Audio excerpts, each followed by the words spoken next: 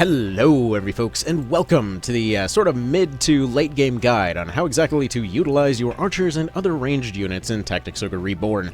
So, as with many things, obviously this game's going to be fairly complicated, so there's going to be a lot of misconceptions over, how different units might potentially be useful, and probably one of the most misunderstood ones is going to be archers. So, here's the thing. The trick with archers is that you don't compare them in a straight head-to-head damage race. That is not exactly their role. If you think about it this way, imagine a situation like, let's say you have a modern army type of situation, alright? They're running around with rifles and things. What happened way back, in the Middle Ages or whatever else? Somebody swings an axe, a spear, a sword, what have you. That's going to do a lot of damage. Comparatively speaking, think about your standard modern-day bullet. It doesn't do very much, but there's a lot of them, right? There's a lot of them going to the right places at the right times, and basically that's the mindset that you should be looking at the archers with here. That effectively they are there to apply just the right amount of pressure in just the right way at the right time to get a certain job done. It's not necessarily like you're going to go for those one-shot kills every time with these guys, but they've got a lot of tricks up their sleeves. So let me go ahead and show what I've gone and set up here. So for one thing, I've brought a few other classes along just to kind of show some other stuff you can do with ranged units, as well as some things you can do with builds. So like, for example, we have a ninja with a short bow here to show the benefits of combining something like multiple debuffs at the same time. We have a dragoon to show how good they can be with the slayer skills. And then we have something like the knight over here to show you how good a potential body block can be, even if they're not attacking in melee. So the rest of these guys are more or less going to be running a similar type situation. I've got one archer over here that's doing what I like to call the skirmisher build, effectively going for a dagger and a short bow, using the dagger for self-defense, using the bow to spread debuffs and delay the enemy there. So a lot of what the archers can do comes down to just fighting tricky. So right here, I want to point out one little minor thing that may potentially get missed. You may notice that some of these short-range guys have different armor set up. So in most of these cases, they're going to be wearing gloves and they're going to be wearing leggings. This is pretty standard for lightweight units, but for these closer range ones, I have them running the Balder armor and the circlet. But why? They're not necessarily the best, hard defense options. They don't have the biggest defense number. Well, if we look over here, we see that, if we think about it, they're going to be in the front line more.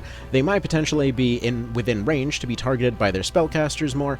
Therefore, that 8% resistance plus that additional 4% resistance against all elements here might be very handy. The harder armor here with the Balder armor might also give them better defense when it comes to those lighter plink attacks, such as from enemy archers. Meanwhile, on the flip side here, the shield can do a similar thing, providing just additional defense at the cost of a second arm slot, whereas most of these characters will be wearing things like leather armor, leather sleeves, and chain leggings for the strength and dexterity bonuses. Generally speaking, archers will gain the most benefit out of dexterity, but strength is certainly going to be handy for things like crossbows in certain situations. Now, another thing to kind of think about here is that when we're thinking about setting up for a all-ranged unit team, we don't want to plan around being hit. See, here's the thing. If we just plan around charging forward and, getting slaughtered, then we're kind of missing out on the whole strategy element of this whole thing. So what we do, and kind of how we understand this whole situation here, is we look at what we can potentially do at range and what we can do to keep these units at range. Now, your first option might be to think, okay, let's go ahead and collect some cards, let's go ahead and run away. But these archers, even with their upgraded equipment, will only have 4 movement. That's not very far, and they're not really going to be outrunning anything, because, well, while they do fire fast when they're standing still, they're not going to be firing very fast if they're also running at the same time.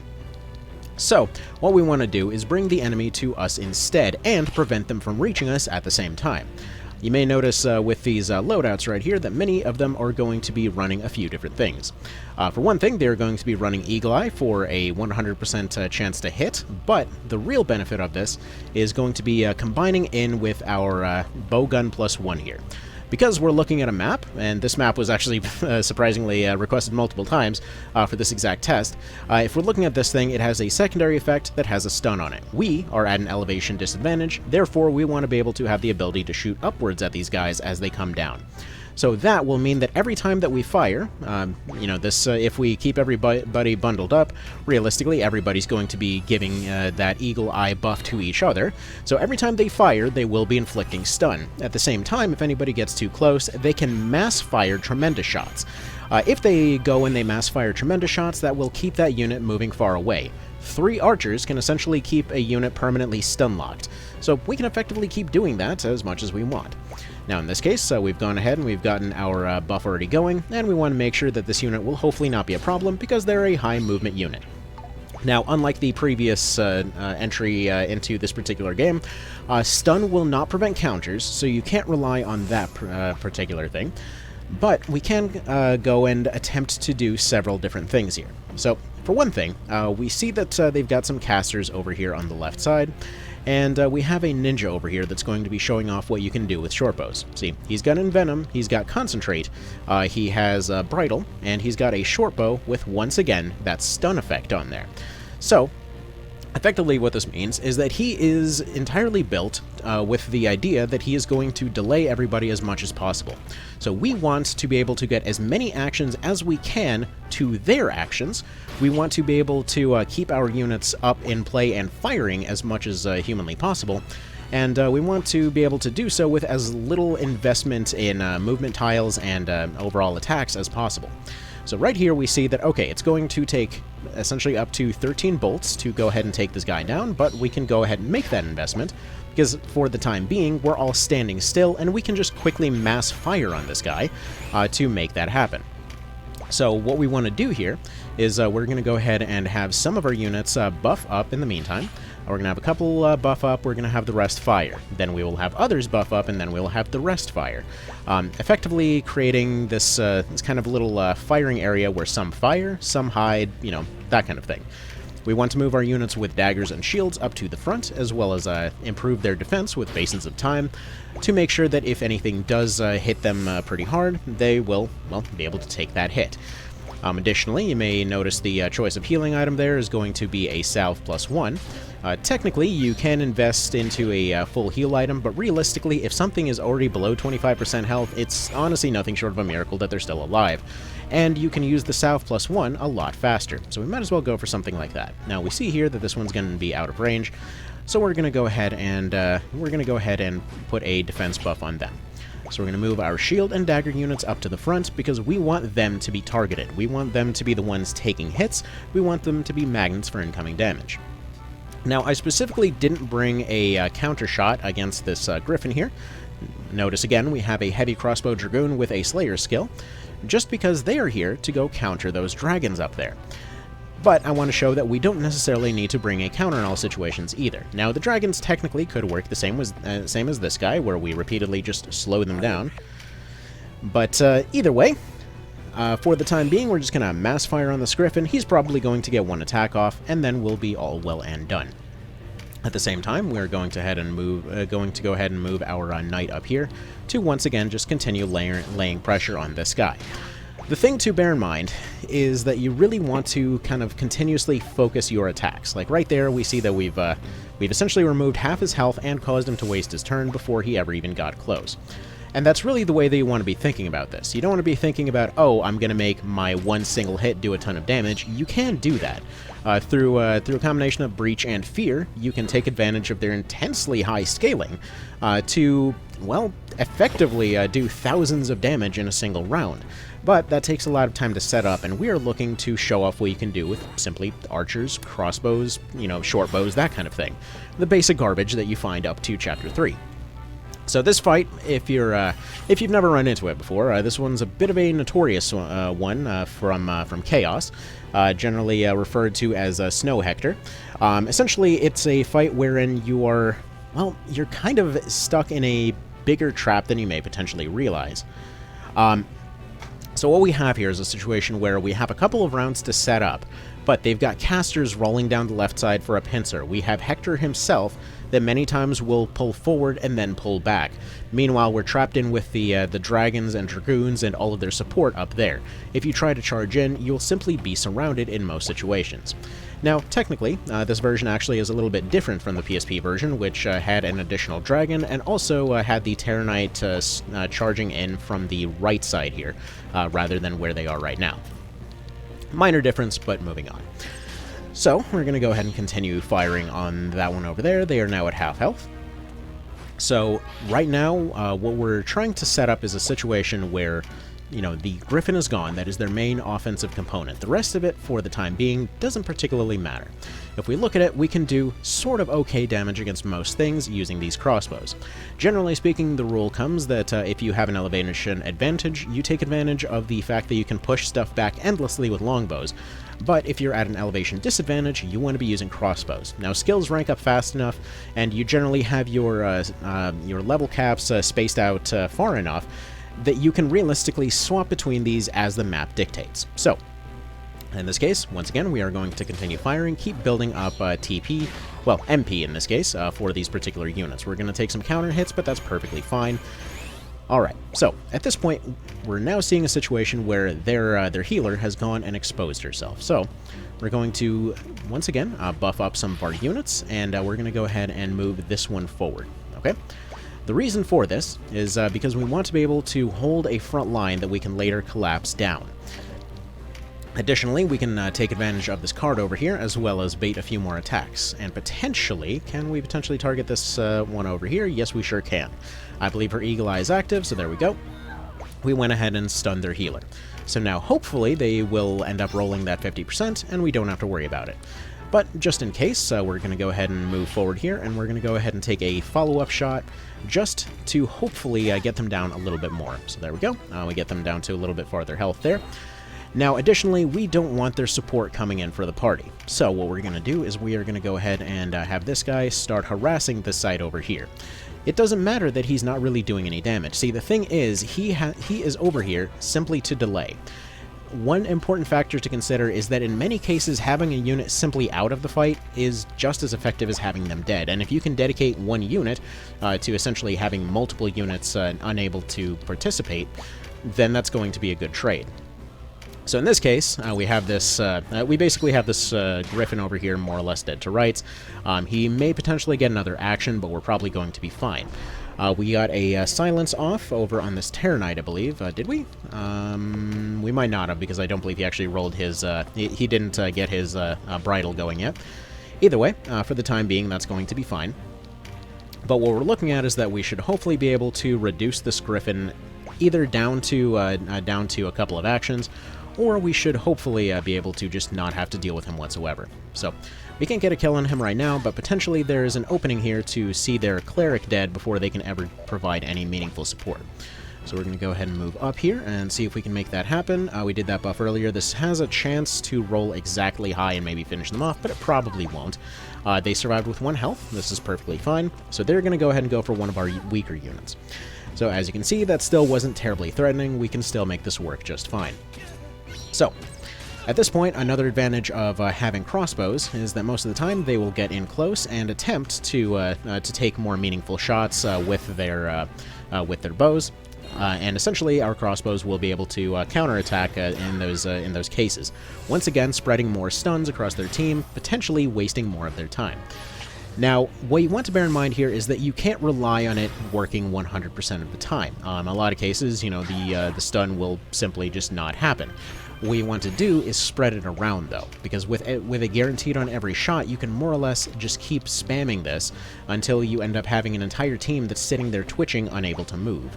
So what we're going to do is, in this case, we now have another shot on some of these units right here. So we see that that guy's stunned. We see that we're not going to have a shot on this one, but we could potentially delay the actions of that guy over there. All right? So we haven't even put our tremendous shots into play yet. We'll do that later. But right there is why we brought that Dragoon along.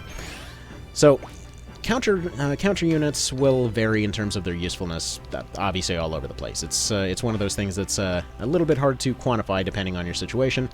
But what we want to do is now create a situation where we have only our front units there to take the hit from that dragon. Ideally, we want to make sure that we're not taking hits whatsoever, but realistically we see that that dragon has a turn coming up. If we see that we're able to move everybody back, then it's worth moving back. If we see that we can't, then it's time to push forward. So we see here that we can put another delay onto that guy over there, hopefully prevent him from acting later. For the time being, we can see about having Eleanor work towards finishing off this griffin, so there we go. You can go ahead and take that shot right there. I believe one of our other strengthened units should be nearby to finish the job here, which looks like they're going to be slightly shy of making that happen. So instead, what we're going to do is we're going to go ahead and see what kind of actions are available to us here. We can potentially take a swing at this guy. He has no counter, so it's basically free damage. We can have her potentially take a shot at this one. A little bit of extra damage to hopefully delay their healing. One thing to bear in mind is splitting healing is 100% a viable strategy. So what we're going to probably do in this case is go ahead and pop that healer real quick, move her back so that we can create a defensive line this way. She has a chance to parry, but her defense isn't the highest in the world. So we're going to essentially rely on the knight that is ahead of her to keep this particular line going. Alright, so now we have another unit that's able to act, and thankfully she's able to go over here and finish off that griffin. Alright, so that is going to be one little tick in our backline dealt with, and we'll go ahead and pick up this crit card because it's right here. She's going to need a heal in a little bit, but we'll worry about that when we get to it. Alright. Next up, we see what our damage situation is against different units. We see that we're definitely not going to be sniping down Hektor yet. We have plans to deal with this, but for the time being, it's not going to be our target. Now, I want to make sure that we're kind of secured and ready for the next wave to come in. So what we're going to do is we're going to move him over here, and we're going to go ahead and strengthen him up. Now, we have the option to strengthen. We have the option for some dull binds here. I'm not seeing the benefit of doing the dull bind right now, so we're just going to go ahead and put the plume on him, strengthen him up, have his next round be a little bit stronger. Alright, so next up, we see that we've got a pretty decent shot on that archer. We could potentially do that, so let's go ahead and pick our targets here, see what we want to do. Alright, so that's 147. Now we could go for the dull bind, or we could go for the tremendous. So the tremendous is going to knock them backwards, which again is going to be helpful because it will waste their time. So archers are very, very good at wasting enemy turns. And conveniently, we're seeing a whole lot of situations here where a whole lot of these fist guards are coming up, but we can take a nice quick move over here, and we can go ahead and see that Bridle has already activated, and we can go ahead and just turn off their wizard right here. He's going to be the main threat here. We're going to use this river to block any additional movement from circling in. We see that Terror Knight is trying to get into position, but we'll deal with that. That is some tasty coffee. Alright. So, that dragon went ahead and took their empower move. So we'll go ahead and drop that over there. They got stunned there. Did I remember to bring the correct move along now that I look at it? And it looks like that was the Dragon Slayer one. So either way. So in that particular case, that wasn't exactly the most impressive move in the world, but whatever, we'll deal with it. So, what else are we looking at damage-wise here? We see that the rest of these guys are going to be plinking pretty good, but we see that she potentially could be in a position to finish off this cleric over here.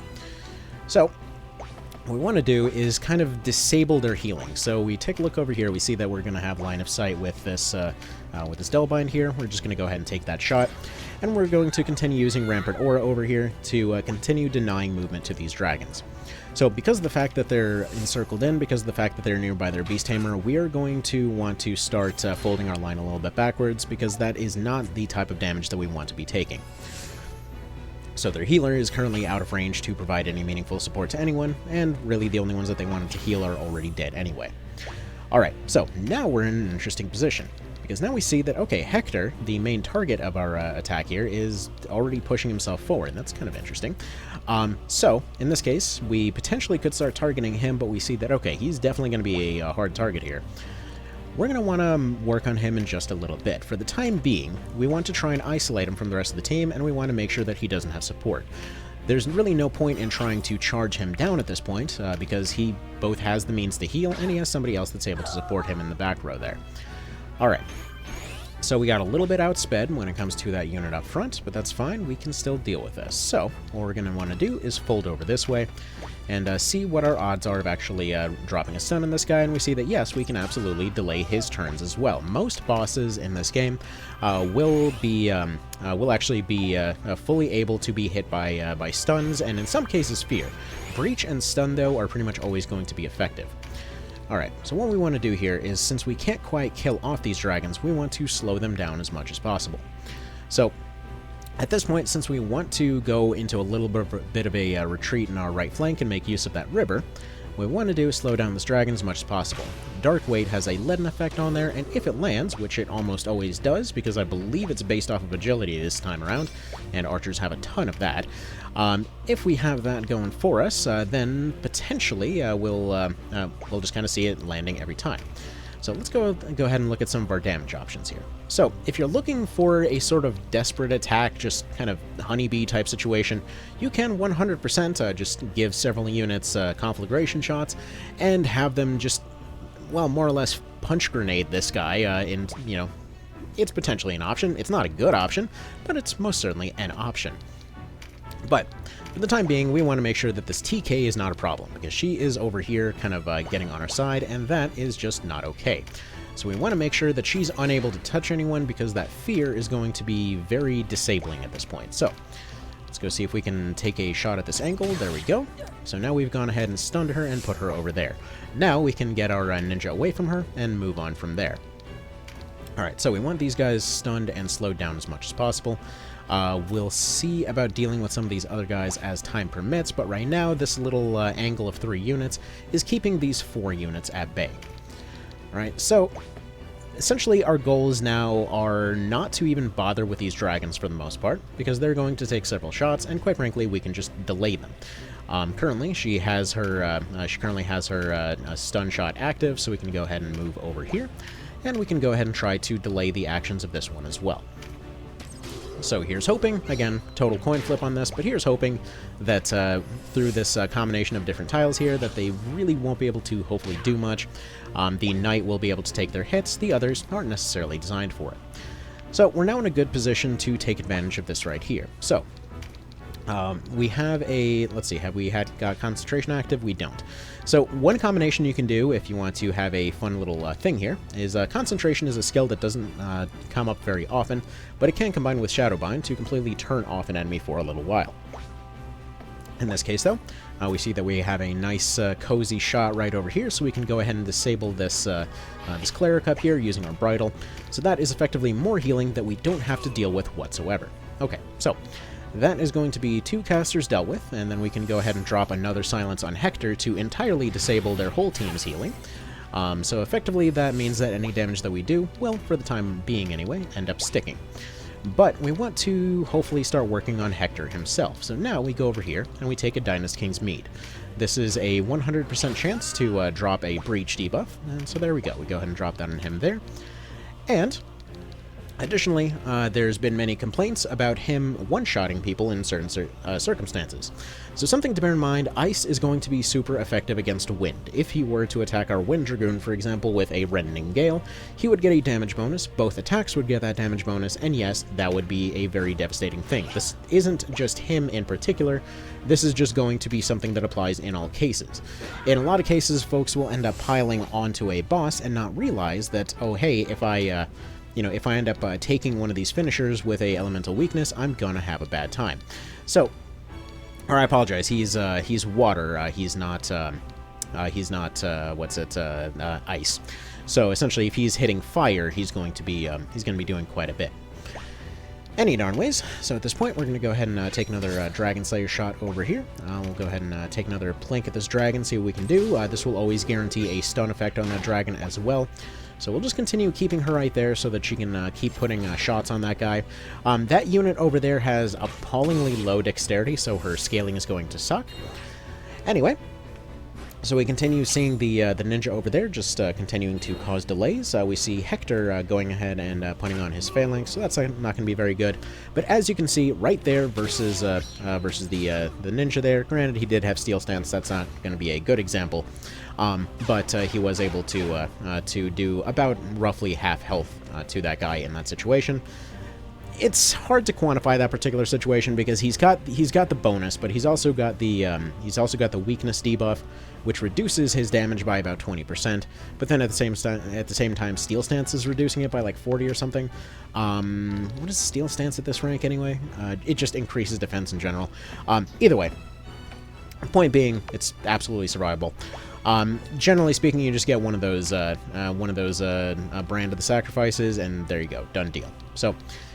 Okay, so now let's look at this. We've got a situation where we've got one archer down. Is this necessarily a problem?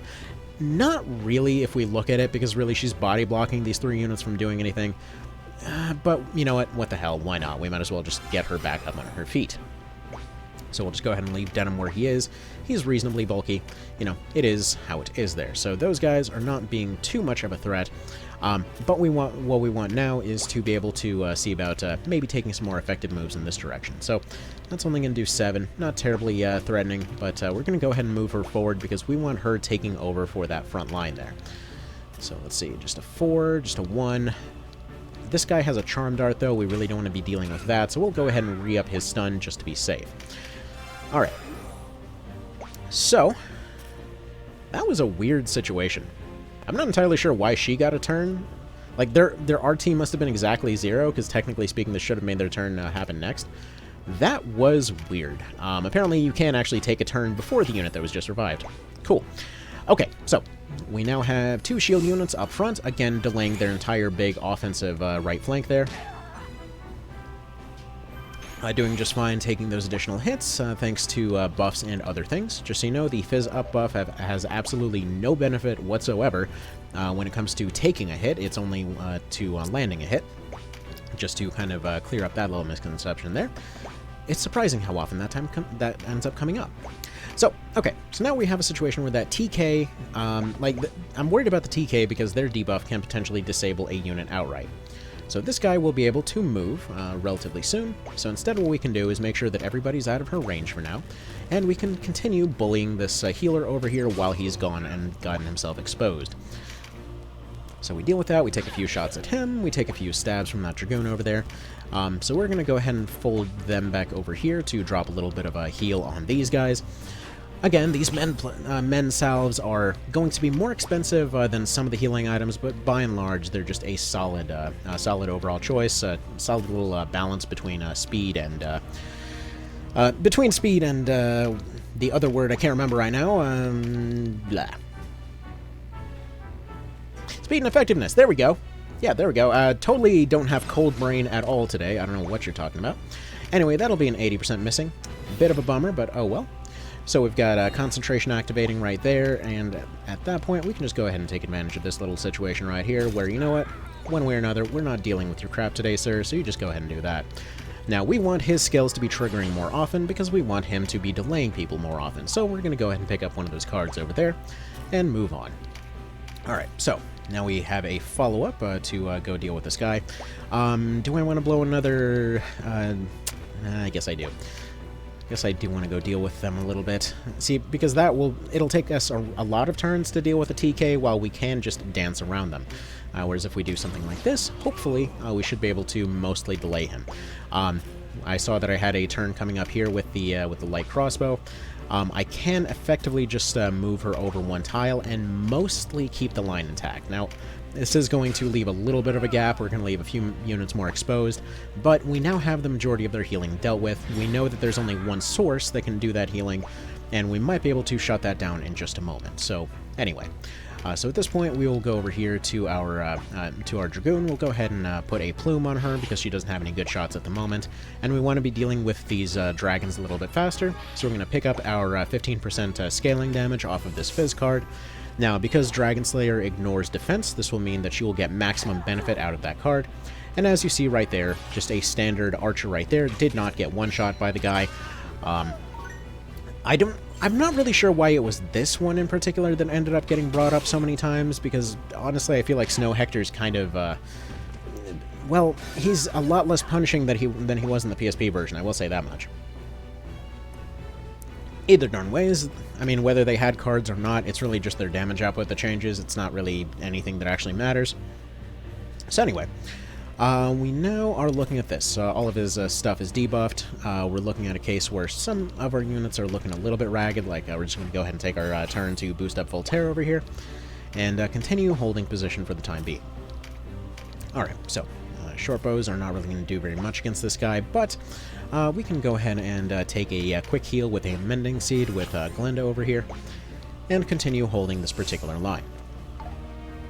Once again, his turns are just getting completely wasted by all this stun that they're doing. And one of these dragons and whatever else is probably going to have their turn getting ruined pretty soon here. Or, rather, they're probably going to be getting their turns back pretty soon, what am I saying?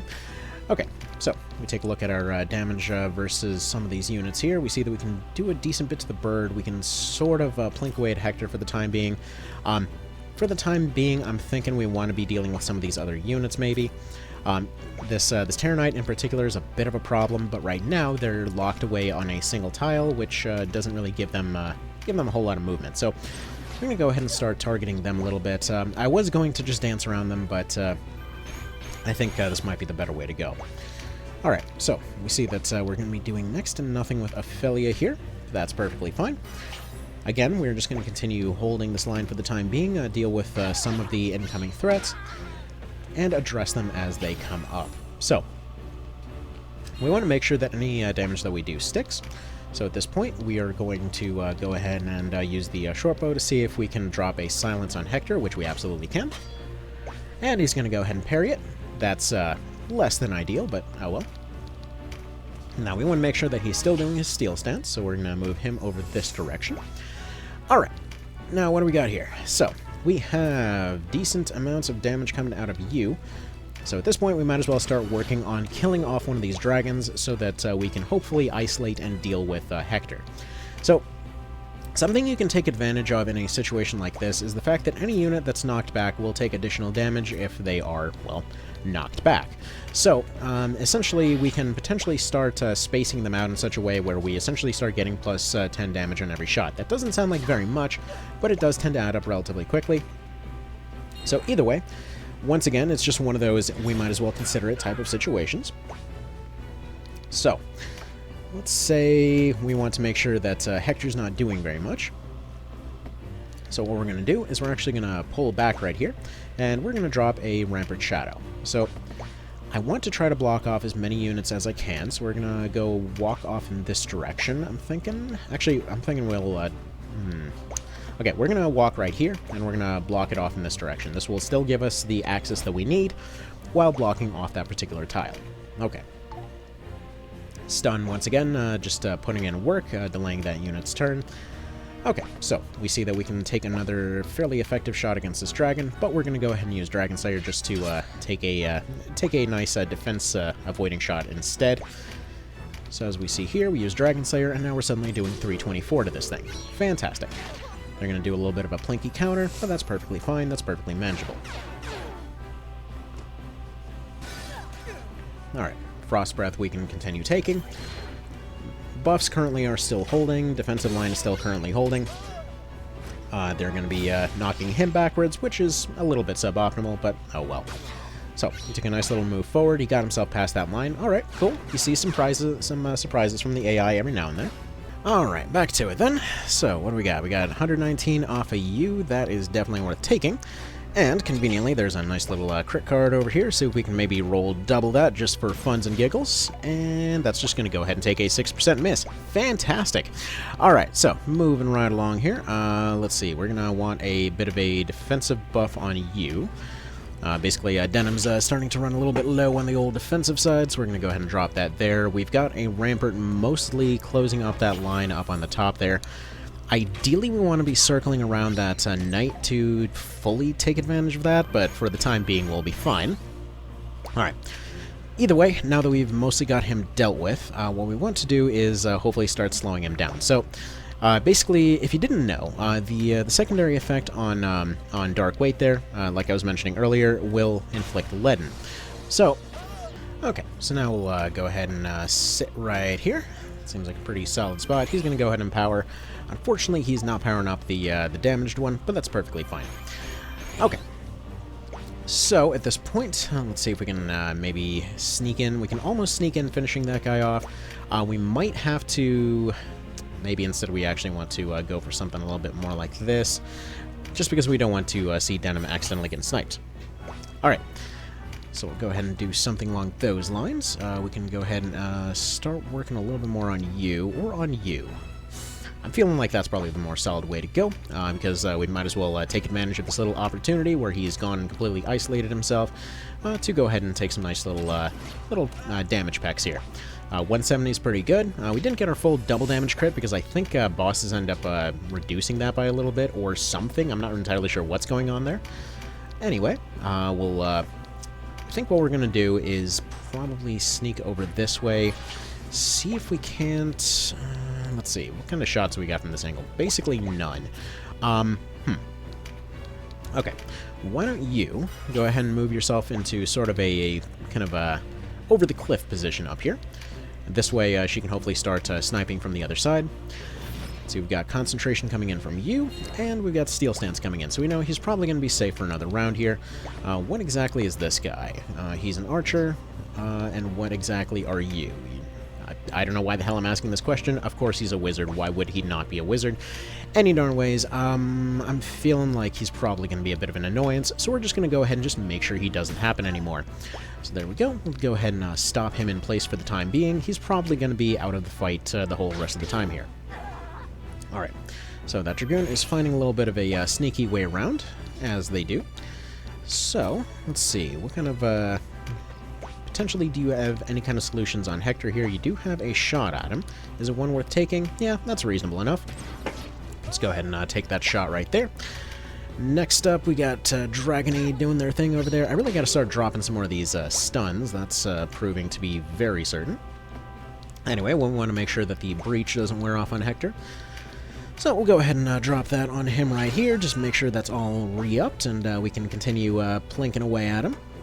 Alright, they're going to go ahead and finally get their fear off. Oh, well, that's one unit that will not be doing stuff for roughly in the ballpark of 2 to 3 rounds. But we now have a nice, solid scaling finisher with Heart Crusher. So if you have a skirmisher type of unit, just know that melee weapons generally tend to scale dramatically better versus armor. So, right here, we can go ahead and just use this basic, out-of-the-box sticker to do 200 damage to this tanky boss. And we can potentially go for something like this here, try to roll for that crit, but didn't quite get it. Anyway, let's see. We've got this dragon over here. They've pulled back their damaged one. I can potentially get a shot from over here. Let's see what we got. So we got, yeah, we do have a solid shot there. It's probably not going to be enough to kill by itself. So, alright. So it's going to be just shy of killing there, but they may potentially just be plinked away. Oh, actually, I guess that will be rolling just high enough to finish the job. Alright. They're going to take a bit of an unfortunate crit over there. They definitely want to try to make a comeback at this point. That is for dang sure. You are a ferocious warrior, Denim. Though you be my foe, I will not deny you that. Yeah, fair enough. It's a fairly difficult boss fight if you don't know what you're doing. He's going to go single out that guy because he's got that fire affinity to him. Either darn way here, we're going to be just fine because, he went ahead and rolled that stun. So that's good stuff over there. Now, we want to make sure that this dragon's not doing anything particularly special. She's got her Eagle Eye active, so we'll go ahead and try to delay his turns a little bit by dropping the old stun business on him. Now, just so you know, there's nothing wrong with going on a damaging variant of a bow if you'd prefer. Like, if you want to get better damage, you just go for higher damage bows. But you can make these tricky variants work in your favor just fine. So we see that we're getting another 82 out of this one right here. So we'll go ahead and drop that on him right there while continuing to hopefully kind of recreate this line to some degree.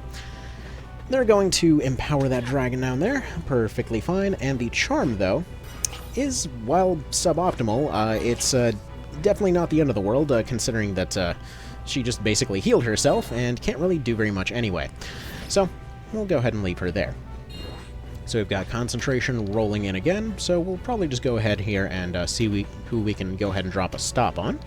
It seems like we can just go ahead and prevent this dragon over here from doing anything whatsoever, and there we go. Done deal. Alright, so this wizard has decided to rejoin the party, so let's say we do something like this. We go over here, we already know that stun is going to remain active on that Terranite, but we don't necessarily need to do very much with her for the time being. What kind of things can we do to this wizard? Well, we can hopefully just push him out of the way. Once again, just kind of keep him out of the fight for the time being, and continue circling around. So there we go, we'll take our 300 over there. He'll probably be dead next round if he even does anything useful at all. He can just go ahead and sit over there. For the most part, you'll see archers hard countering wizards, but again, it just sort of depends on the situation. Alright, so they've still got their stun active. What can we potentially do on you? I'm feeling like maybe that might be a solid shot. As we move over here, we take a bit of a shot on this guy, and once again, hopefully continue to delay him due to all of those stacking Eagle Eyes doing their thing. We now have, let's see, we have an opportunity to heal here, so we'll go ahead and drop a better heal on this dude over here. There you go, Mending Salve +1, take a nice big meaty heal, and do something like that. You're as stubborn as you are loyal. There we go. And now, we can, let's see, we can go ahead and roll for the crit chance over there. I was going to say we can maybe go pick up the Fizz card, and it would be kind of funny if they ended up just doing some redonkulous number, but oh well. There we go.